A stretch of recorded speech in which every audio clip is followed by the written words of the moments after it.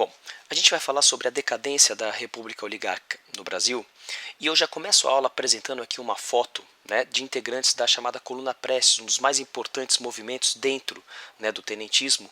Nós vamos falar melhor sobre isso daqui a pouco, já destacando aqui o Luiz Carlos Prestes, um dos principais comandantes dessa coluna, e o Miguel Costa, também comandante dessa coluna, dentro do chamado tenentismo, importante movimento contrário ao regime oligárquico brasileiro, ok?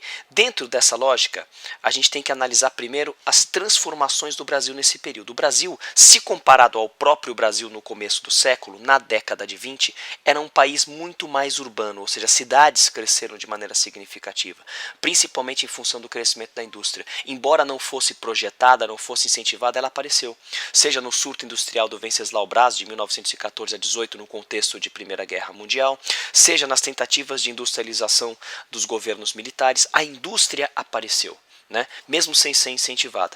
E junto com ela aparece a classe operária, que é totalmente contrária ao regime oligárquico. A cidade é contrária ao regime oligárquico, a indústria é contrária ao regime oligárquico e a classe operária. Tanto é que em 1922 ela vai fundar o Partido Comunista Brasileiro, totalmente contrário a todas as estruturas oligárquicas do Brasil, ok? As atividades urbanas vão crescer de maneira significativa, até mesmo porque as cidades estão crescendo e junto com elas os setores da classe média, também contrários ao regime oligárquico, que é rural, que é coronelista, que é estruturado em torno da política dos governadores, ok? Ou seja, a gente percebe isso claramente a partir desse fenômeno importante que acontece aqui, que é a Semana de Arte Moderna de 1922, que na verdade é uma tradução dessas transformações, é uma tradução daquilo que está acontecendo no Brasil. A Semana de Arte Moderna busca novas estruturas artísticas, a partir da assimilação das vanguardas europeias, a chamada antropofagia, em que nós vamos assimilar essas vanguardas artísticas europeias, somando-as às estruturas artísticas do Brasil, somando aquilo que está na base do que é de fato brasileiro. O pessoal da literatura pode tratar isso com muito mais detalhes, evidentemente, mas a Semana de Arte Moderna, do ponto de vista histórico, é, sem dúvida alguma, uma ilustração de todas essas transformações que estão acontecendo no Brasil. E todas essas transformações, colocando aqui um versus, todas elas são totalmente contrárias às estruturas do sistema oligárquico brasileiro, ou seja, elas são totalmente contrárias a essa oligarquização, ao coronelismo, à ruralização desse sistema oligárquico, ao voto de cabresto, ok? E tudo isso vai acabar aparecendo no Brasil dentro desse contexto aqui, ok? A gente tem que também destacar as chamadas melhorias nas comunicações, ou seja, centros urbanos se comunicam com mais facilidade, seja pelas linhas de telégrafo, seja pelo telefone, seja pelas estradas que estão sendo construídas, ok? Agora destacando dessas transformações, aquelas que aconteceram no governo do Epitácio Pessoa, que vai de 1919 até 1922. A Semana de Arte Moderna, a fundação do Partido Comunista Brasileiro, e esse governo acontece dentro de uma enorme crise política, principalmente dentro dos setores militares.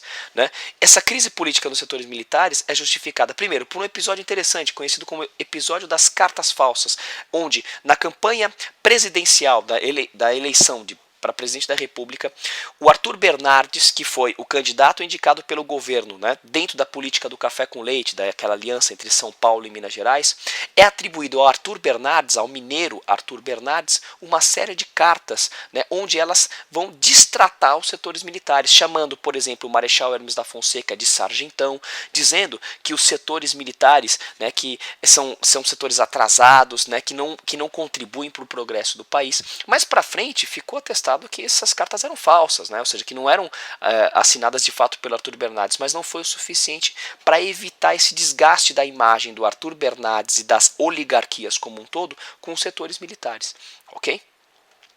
E também a prisão do Marechal Hermes da Fonseca. O Epitácio Pessoa mandou prender o Hermes da Fonseca quando ele ordenou que as tropas do exército não executassem uma ordem do Epitácio Pessoa, que era de conter levantes populares no Recife em 1922. O Marechal Hermes da Fonseca foi preso, o que gerou um descontentamento generalizado dos setores militares do Brasil. Tudo isso vai acabar desembocando num movimento muito importante de oficiais de baixa patente e de médias patentes, né, de jovens oficiais do Exército, conhecido como tenentismo, destacando aqui a lógica da reforma política. O que os tenentes pretendiam? Né? Era um movimento político essencialmente militar, elitista e reformista, além de ideologicamente heterogêneo. Apresentava uma visão salvacionista com várias tendências nacionalistas e autoritárias. Pretendia uma reforma política. O que eles pretendiam? Modificar as estruturas oligárquicas, ou seja, através da luta armada, pretendiam destruir as estruturas oligárquicas e apresentar um novo governo. De projeto, claro mesmo, eles tinham o voto secreto, o voto feminino, mas não sabiam exatamente como construir isso. Ideologicamente falando, o tenentismo era fraco, né? Não havia uma lógica clara ali dentro do tenentismo, mas pretendiam de fato uma reforma política. Okay? Então, voltando para cá, dentro dessa lógica, nós vamos ter a primeira manifestação do tenentismo, que é a revolta dos 18 do Forte de Copacabana de 1922, né, em que o Forte de Copacabana, mais especificamente 18 militares do Forte de Copacabana, vão se revoltar contra o governo, né, e isso é importante porque, não exatamente pela vitória do movimento, mas deixa claro o teor, né, romântico, né, o romantismo que vai envolver esse movimento tenentismo, ou seja, em função desses mártires do Forte de Copacabana, que tiveram aí dois únicos sobreviventes, né, que é o Siqueira Campos e o Eduardo Soares, né? Ou seja, apenas dois tenentes vão sobreviver a essa tentativa de derrubada do governo, mas fica aqui o romantismo, ou seja, pessoas que deram a vida por uma causa, a causa que era derrubar o regime oligárquico. E dentro do governo do Arthur Bernardes nós vamos ter as outras manifestações, a revolução no Rio Grande do Sul, a tentativa de tomada a partir do Rio Grande do Sul, ainda dentro daquela lógica, né, da disputa regional que a gente tem lá desde a época da Revolução Federalista, né, ou seja, aqueles políticos militares contra as oligarquias, né, a Revolução de São Paulo, a Coluna Paulista de 1924, onde se destaca o Miguel Costa, e o mais importante de todos, que é a Coluna Prestes, o mais importante movimento tenentista, né, onde de 1925 até 1927, os tenentes marcharam por mais de 20 mil quilômetros pelo interior do Brasil, combatendo as tropas federais, do Exército Federal. E tudo isso deixa claro, né, o enfraquecimento das estruturas